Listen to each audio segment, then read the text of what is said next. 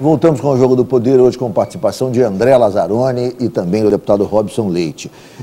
Nos últimos dias, nós fomos sacudidos por uma onda de denúncias no rastro da apuração dos investimentos feitos para recuperar a região serrana. Vários prefeitos envolvidos em denúncia de corrupção. Essa avalanche de denúncias, que se seguiu a avalanche real, que trouxe os danos concretos à região, culminou com o afastamento do prefeito de Teresópolis. Deputado André Lazzaroni, que disse há pouco sobre a lei de licitações, se de um lado a lei de licitações, de certa maneira, entrava algumas obras, de outro, ela também, se você não cumprir o que determina a lei com bastante rigor, estritamente, a gente não pode acabar resvalando para situações como essa, em que há, me parece, flagrante desrespeito à lei na aplicação dos recursos na região serrana? Você tem que ter sempre a fiscalização, né? Isso é fruto de uma fiscalização, isso não é fruto de denúncias jornalísticas. Isso tem sido fruto de uma investigação e que tem que ser aprofundada. Ainda não se chegou a nenhuma conclusão. O que a gente vê é que existem indícios fortes. O homem público, quando vem à tona indícios, você sempre há a primeira coisa que a opinião pública faz é condená-lo. Então tem que se averiguar. Eu acho que a atitude da Câmara de Vereadores, por exemplo, de Teresópolis, é uma atitude para agradar a opinião pública. É uma atitude, na minha visão, enquanto advogado, não, eu sei, tem Friburgo também, mas nós estamos aqui, enquanto Teresópolis, demorou a se tomar uma atitude, a Câmara de Vereadores, a se investigar com seriedade, e agora toma uma atitude no afã de dizer à imprensa, a imprensa mais, e a opinião pública, mas muito mais a imprensa, a grande imprensa, né, de dizer o seguinte: nós estamos tomando uma atitude, mesmo que essa atitude seja ilegal. Por que então não se aprofundou a CPI anteriormente? Devia ter aprofundado. Essa atitude casuística no Brasil, ela é complicada, mas pelo menos tomou uma atitude tardia, né? Não apurou-se até o fim, como deveria ser, afastou-se temporariamente, que não existe isso na lei. Aqui, como advogado, eu estou falando, a lei não diz, ou faz uma comissão processante e caça-se o prefeito. Essa atitude é paliativa e o prefeito, se voltar na justiça, não me espanto. Então deviam ter o quê? Vai até o final, aprofunda a investigação e, caso fique comprovado, caça-se o prefeito. Não é uma atitude casuística que vai dando uma resposta qualquer que acaba se transformando num problema. E depois vão dizer o seguinte: justiça solta.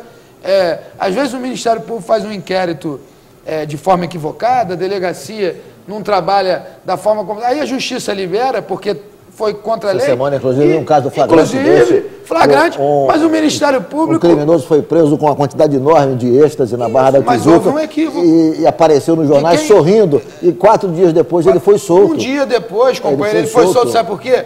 Porque houve uma condução equivocada. Houve-se na questão de prisão temporária, aquilo dali, o direito criminal, ele está sempre privilegiando o indúbio pro réu.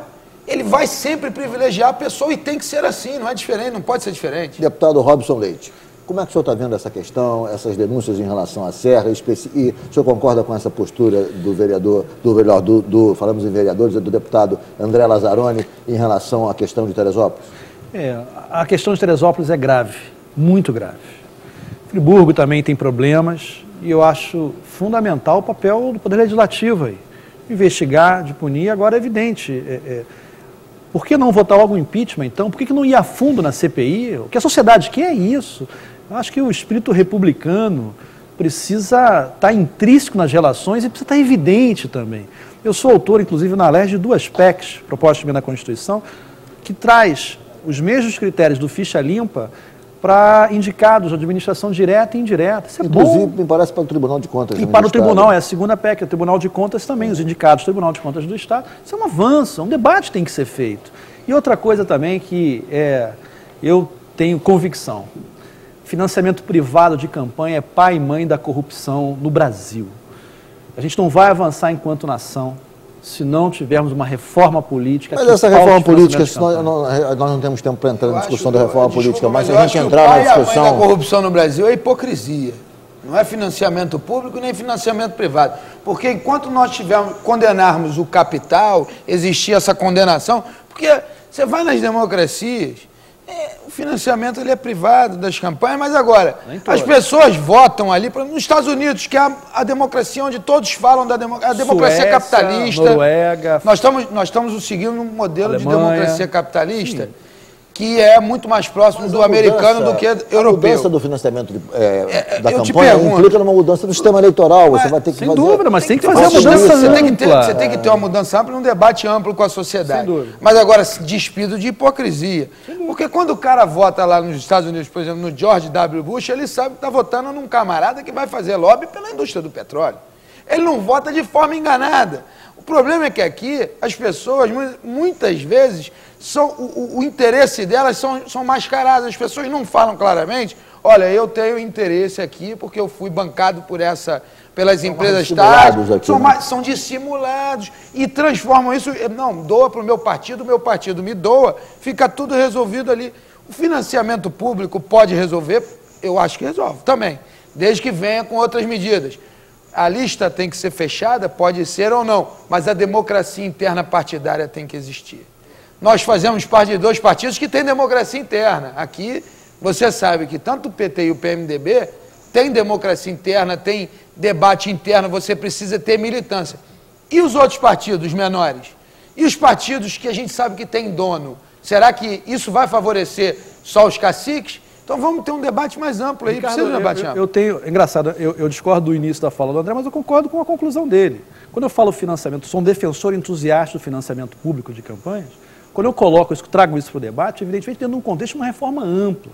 Não há construção democrática com 36 partidos políticos e que 5, 6 têm um projeto democrático de construção de ideias e de debates e o restante está ali para fazer coisas pouco republicanas. Nós estamos aqui nos aproximando do fim do programa e tem um tema que eu acho de extrema importância para a gente levantar aqui agora, que é a CPI que o senhor preside na Assembleia Legislativa em relação aos trabalhos do ECAD. Durante muitos anos no Brasil, ouve-se dizer, há um embate. De um lado, os artistas dizendo que não recebem os direitos autorais. Há uma situação em que vários artistas, em vários momentos da vida cultural e política do país, se manifestaram dizendo, olha, a gente não recebe, por mais que faça sucesso, por mais que a nossa música toque no carnaval, esse dinheiro não chega até nós. De outro, os proprietários de bares, promotores de eventos, dizendo que pagam fortunas, TVs, rádios, pagam fortunas à entidade arrecadadora. No meio de tudo isso, existe uma instituição chamada ECAD, Escritório Central de Arrecadação Escritório Central de Arrecadação de Direitos Autorais,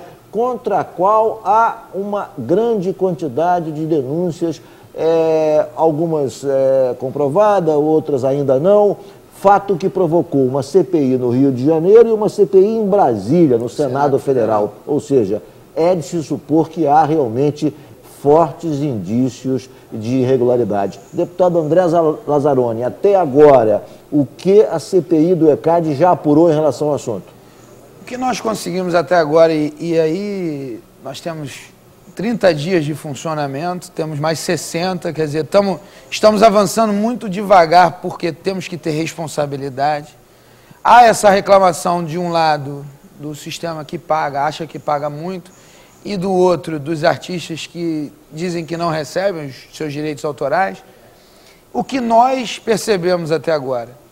Ou há má gestão, que é latente isso, é uma existência ou de má gestão ou de fraude, né, envolvendo aí as entidades arrecadadoras. Isso eu não posso afirmar. Mas a má gestão... Os jornais dão conta de que há compositores fantasmas que recebem recursos indevidamente. Mas isso eu posso colocar na conta, ainda na conta da má gestão. Eu não posso afirmar, porque nós já pegamos claramente uma fraude, né, que foi levantada pelo jornal O Globo, salvo engano, e... a partir de um determinado momento eles não avançaram mais e nós avançamos. Conseguimos ouvir a menina que teria feito a fraude, ela participou, na audiência disse que foi de forma inocente, mas a gente já pegou essa fraude. Quer dizer, A pessoa vai lá, se coloca como músico,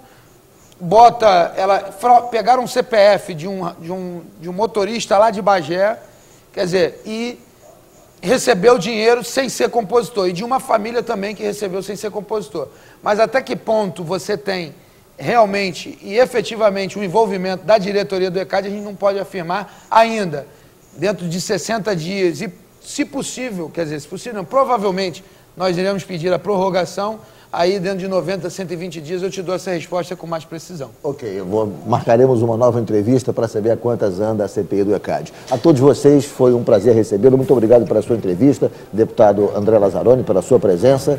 Muito obrigado, deputado Robson Leite, por ter comparecido ao Jogo do Poder nesse domingo. Obrigado principalmente a você, que de casa nos acompanhou até agora. O Jogo do Poder volta no próximo domingo, às 11 da noite. Muito obrigado pela audiência e até lá.